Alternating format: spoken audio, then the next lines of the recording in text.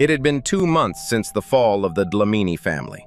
The Dlamini name, once whispered with admiration, was now spoken with pity. Naledi found work at a small bakery on the corner of their old street. She arrived before sunrise, swept the floors and washed trays coated in flour and grease. Her soft hands blistered, her back ached. No one called her princess anymore. One afternoon, while delivering bread in the same market she once walked like royalty, she ran into an old friend, Ayanda, once her closest companion during high society brunches.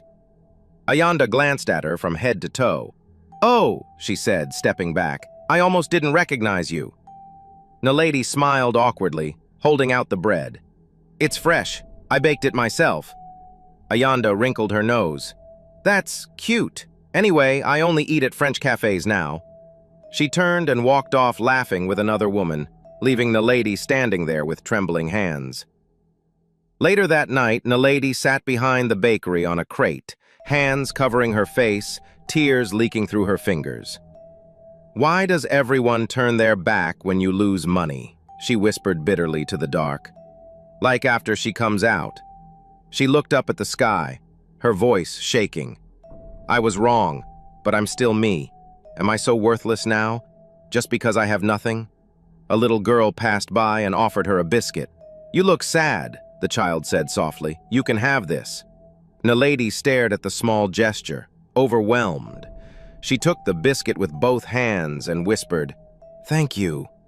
And just like that, a child had shown her more kindness than all her so-called friends ever did. She closed her eyes and said quietly to herself, "Maybe this is what go-go meant. Maybe this is where healing begins." Naledi wiped her cheeks and tucked the little biscuit into her pocket. The bakery behind her was dark now, and for the first time, the quiet didn't feel so heavy. She stood ready to walk home, ready to keep trying. But that night, as she scrolled her old phone while lying on her thin mattress, her thumb froze mid-swipe. There it was, a photo. Tiamo, in a red silk dress, smiling confidently beside Luandalom Tembu. His hand rested lightly on her back. The caption read, "Grateful for unexpected friendships. #new beginnings." Naledi sat up straight. Her chest tightened. She clicked through more. There were others, brunches, walks, even a gala. Chiamo's outfits grew flashier by the day, her face more made up than ever. And always, Luandla nearby. The comments stung more than the photos. "Power couple! She always had it in her. So glad Lawandi found someone classy." Naledi's breath shook, but she didn't cry. Not this time. The next morning at breakfast, Rafilwe stirred her tea and said casually, "Some girls just know how to choose wisely, don't they? Not every woman throws blessings away." Naledi didn't reply. She finished her porridge slowly, placed her bowl in the sink, and walked out without a word. But as she closed the door behind her, her hand lingered on the frame. She didn't know what hurt more, the betrayal or the silence she had to keep swallowing. Late one night, Naledi returned home quietly after a long shift at the bakery. Her shoes were torn, her hands sore, and her spirit bruised, but still, she walked with her head held just high enough. As she stepped past the old hallway, voices drifted from the sitting room, low but heated. She paused in the shadows, curiosity drawing her closer. Rafilwe's voice cut through the silence like a blade. "She's already broken. Let her stay that way." Naledi froze. Tashiamo's voice followed, hesitant but sly. "But Mama, she's trying. What if she rises again?" Rafilwe snorted. Naledi was always spoiled, arrogant. Everything came easy to her. "It's your time now. You've waited long enough in her shadow." Tashiamo's voice lowered. "But what if she finds her way back to Luandal? He still watches her, I can feel it." Rafilwe snapped, her tone harsh. "Then make sure he doesn't. You'll never shine with her in the picture. Keep her low, feed her scraps, keep her humble. It's the only way." Naledi's breath caught. Her heart cracked. She leaned against the wall for support, her chest rising and falling with shallow, stunned gasps. All this time, she had blamed strangers. but the knives had always been inside her own house. She stepped away quietly, her feet numb, her tears silent. Back in her tiny room, Naledi stared at the ceiling, broken anew. "They never wanted me to grow," she whispered. "Even my own blood." A few days later, Naledi was sweeping the front of the bakery when she overheard a group of university girls laughing nearby. "Did you see them at Cafe Monarch?" one of them gushed. "Tashiamo looked like a goddess, and Lawandlo? Phew, that man is aging backward." Naledi's fingers tightened on the broom. She kept her eyes down. Later that night, she searched the cafe name online, and there it was, a tagged photo, Tashiamo, laughing in a champagne-colored dress, sitting beside Lawandle at an upscale brunch table. He looked relaxed. She looked radiant. His hand was on her shoulder.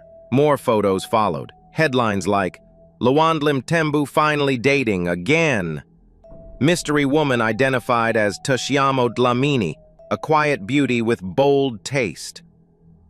Naledi stared at the screen, her eyes dry but burning. When she got home, Rafilwe was sitting on the couch watching the evening news. "Shamo is finally getting what she deserves," she announced proudly. "That girl is going places, not like some others who couldn't even keep what they had." The words were sharp, deliberate. Naledi didn't respond. She walked quietly to her room and closed the door. Inside, she crumbled to the floor, her back against the wooden frame. She had given up wealth, pride, reputation, all in search of redemption.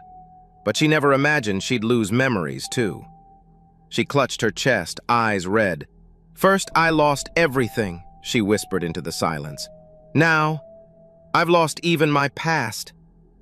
Inside his private gym, Lawandle punched the heavy bag again and again, hard, fast, relentless. Sweat dripped down his brow, but his mind wasn't on the workout. It was on her. Naledi's tearful apology had haunted him for days. Her trembling voice echoed in his head. "I was blind and arrogant, please forgive me."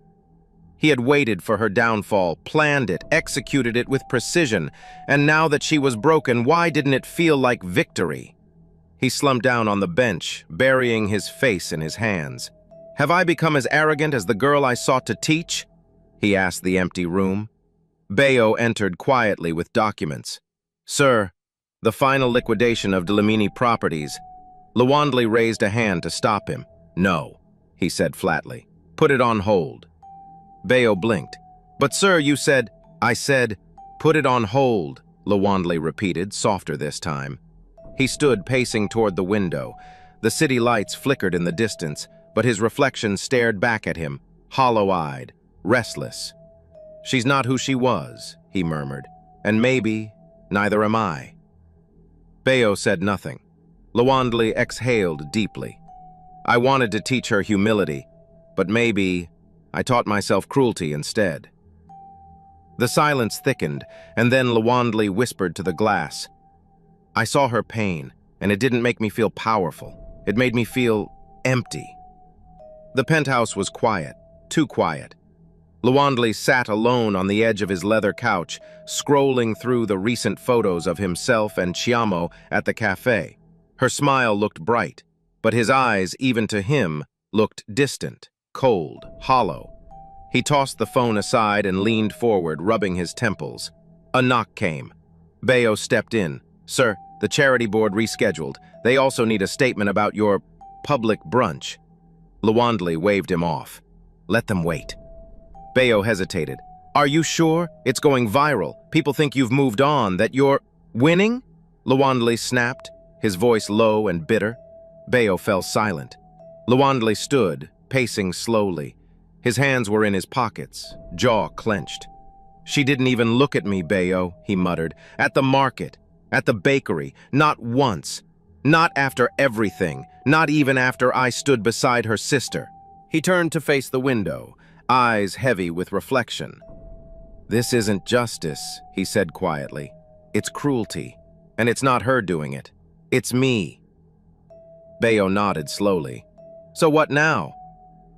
Lawandle exhaled sharply. I became what I hated in her: arrogant, petty, entitled. I thought dating Tichiamo would prove something, but all it proved is that I'm no better. He turned away from the window, eyes heavier now, not with anger but regret. He had every intention of destroying her pride. He never imagined she'd lose her spirit too. And somewhere inside him a quiet voice asked, "What now?" The sun was setting when Lawandle arrived at the bakery, dressed simply but still carrying a presence that made people step aside.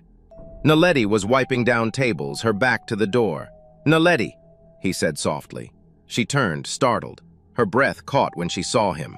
For a moment she looked confused, until recognition flashed in her eyes. "You?" she whispered. He stepped closer, his gaze steady. "Yes." Naledi's knees buckled as she sank into a chair, her whole body trembling. Her voice came out broken. I deserved punishment. I know that now, but you—" her voice cracked. "You took everything, my father's health, our name, our dignity." Lawandle's face softened for the first time. "I didn't plan to go that far," he said quietly, "but I couldn't stop. Every time I saw your face, I remembered the sting of that slap, not on my skin, but my worth." Naledi looked up, tears flooding her eyes. "So this was about revenge." "It started that way," he admitted, "but now, I don't know what I feel." She let out a shaky breath. "You destroyed me, and I became someone I don't even recognize." Their eyes locked in a long, painful silence. Two people, both wounded, both changed. And for the first time, neither knew what to say next. The next day, Naledi stood outside Lawandle's office building. She was led into his office, where Lawandle stood by the window as if expecting her. "I'm not here for money," she began quietly, "or pity. I just need to say something." Lawandle turned to face her, his expression unreadable. Naledi stepped forward slowly, each word trembling on her lips. "You've taught me what pride really costs," she said. "I lost everything, and in that loss, I found myself." Lawandle raised an eyebrow slightly but said nothing. "I don't ask you to return the money or the house," Naledi continued, "but please, restore our name. Not for me, for my father, for the people who once trusted us." She swallowed hard, her voice cracking. "Give back our honor, and I'll repay you with a lifetime of humility. I'll never forget the lessons you've burned into my soul." Lawandle stared at her. For a long time he didn't speak. Then he said, almost to himself, "You're not the same girl." "I'm not," Naledi whispered. "She died the day my pride shattered." He looked down, torn. "I wanted to break your ego," he said, "not your heart." "You did both," Naledi replied, not with anger but with honesty. The room fell into silence again. Lawandle walked to his desk, placing a hand on a thick file. "It's not about money, Naledi. It never was. You were just the mirror I didn't know I needed." She stepped back, nodding, eyes full of quiet strength. "I don't need your money, Lawandle," she said. "Just your mercy." The Dlamini living room was filled with a tense silence. The chandelier above them no longer glistened like it once had, and the walls, once full of expensive art, now stood bare. Refilwe sat stiffly, her eyes darting, while Chiamo leaned back, arms folded, feigning innocence. Naledi stood in the center, shoulders square but eyes heavy. Gogo Nomvula slowly rose from her seat, the room falling into silence at her movement. "I have stayed silent too long," she began, voice calm but filled with weight. "But silence, too, can be a form of betrayal." She turned to Tiamo. "My granddaughter, when did your heart become so small?"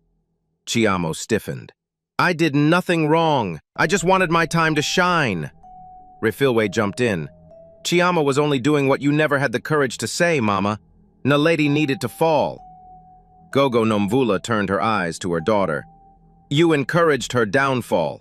You fed her pain while smiling to her face." She looked back at Chiamo, eyes narrowed with disappointment. "Jealousy turned you into a monster, Chiamo. You've poisoned this family worse than poverty ever could." Chiamo's mask cracked. She always had everything, and I had nothing. Gogo's voice rose. You had my love.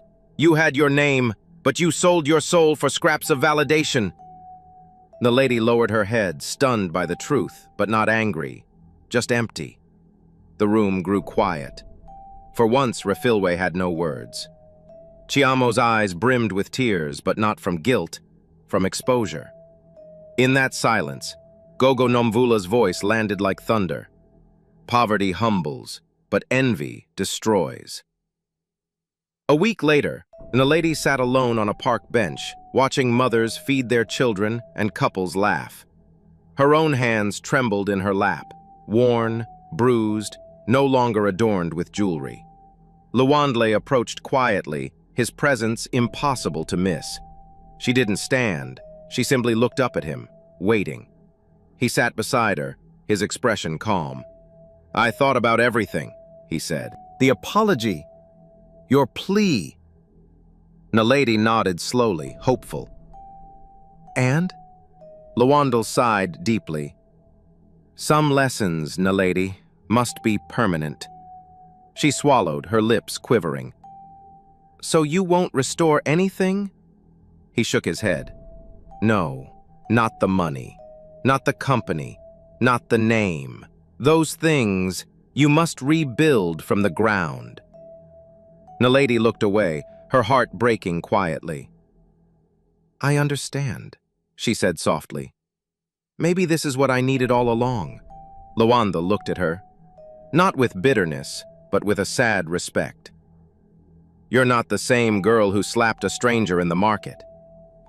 I wish I could go back, she whispered, but life doesn't let you rewind. I owe you an apology, he said softly. For Chiamo, for everything. I thought pain would teach you.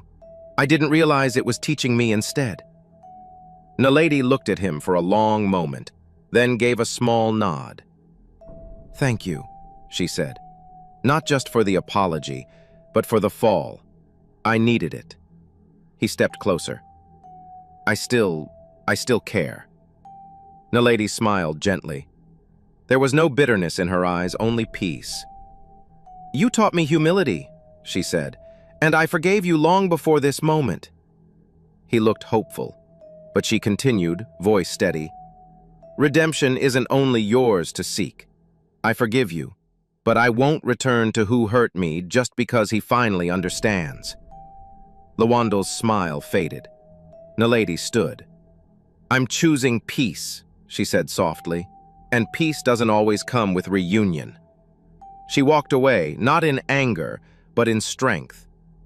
And Luandle let her go. He stood. Goodbye, Naledi. She didn't stop him. That night at home, Naledi found Gogo Nomvula sitting in the candlelight, humming a soft tune. She collapsed at her grandmother's feet, tears falling freely. Grandmother, she cried, teach me how to heal my heart. I've lost everything else. Gogo Nomvula gently pulled her into her lap, stroking her hair like she was a little girl again.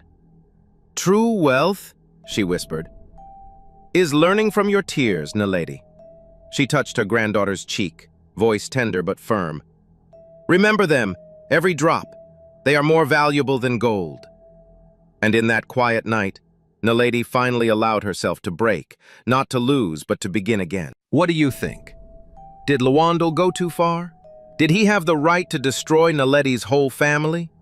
If you want to see Naledi rise again and take back her power, type Part 3 in the comments. And don't forget to like, share, and subscribe for more stories like this.